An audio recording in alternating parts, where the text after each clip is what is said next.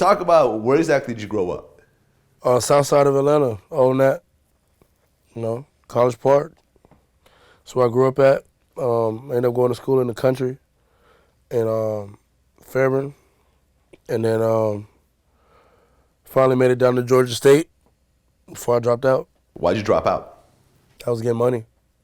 I was getting a lot of money. Okay. It was good money. That's about all I can say about that. I mean, how old were you when you first started kind of getting mixed up in the street life and everything else like that? We dabbled. I always dabbled before I got serious, 12, 13.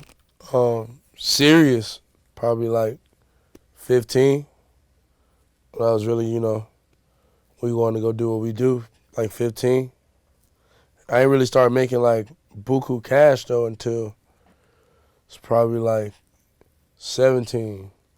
Then, you a little bit more mature, a little bit more active. About 17. Living that type of life, you take losses. A lot of losses. What do you think was the most serious thing you went through when you were younger?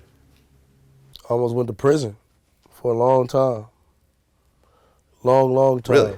How many years were you facing? 20 plus. 20 was guaranteed. The plus was whatever. So 20 plus whatever the fuck. You know what I'm saying? It's crazy. Okay, and how old were you? 19. Facing 20.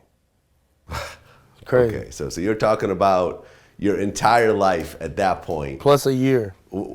Plus a year was going to be spent in a cage. Yeah. Potentially. Yeah. So you were facing 20 plus years.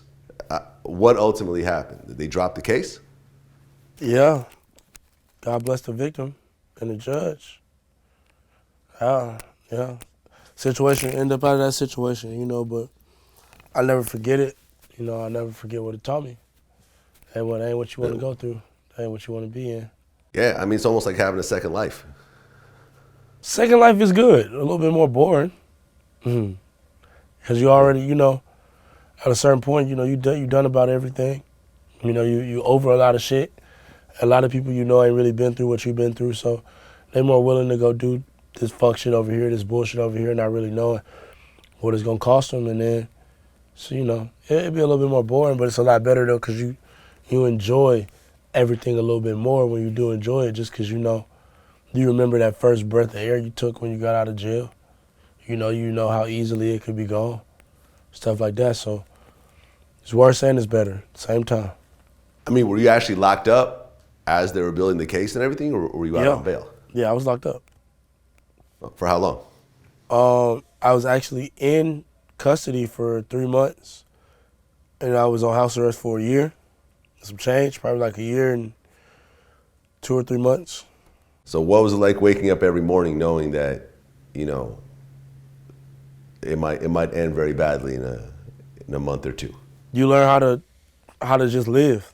You know what I'm saying? You live for today and the hope of tomorrow. Before you're just kind of a little bit reckless. You running around, you're doing this, you're doing that. And you're like, fuck it, I'm gonna wake up tomorrow.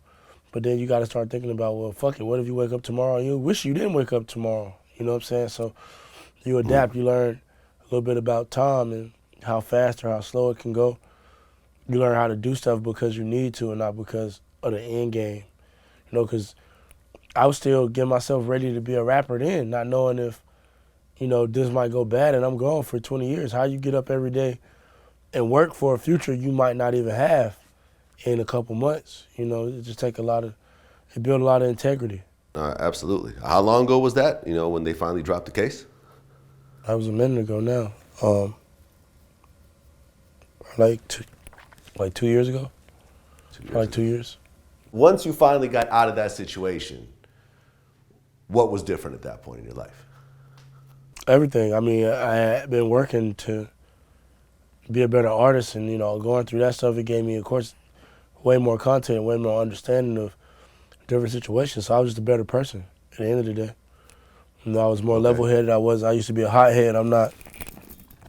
I still get angry relatively fast to the average person, but to the average hothead, I have an amazing level of patience. And they taught me that. It just I guess it's just more. I just kind of upgraded everything. It more solidified me knowing who I was and exactly what I was about to do. Because I figured I wouldn't get over that situation if I wasn't meant to do greater things. Well, you know, I've gone through a few traumatic situations in my life, and you know, once you go through that, you just realize the difference between you and the people who haven't gone through it. Exactly. You could just see it when you meet somebody. You already know sort of the level that they've been to, more or less. Right, or they just been living a real shelter life. Yeah, you see the shelter people real quick.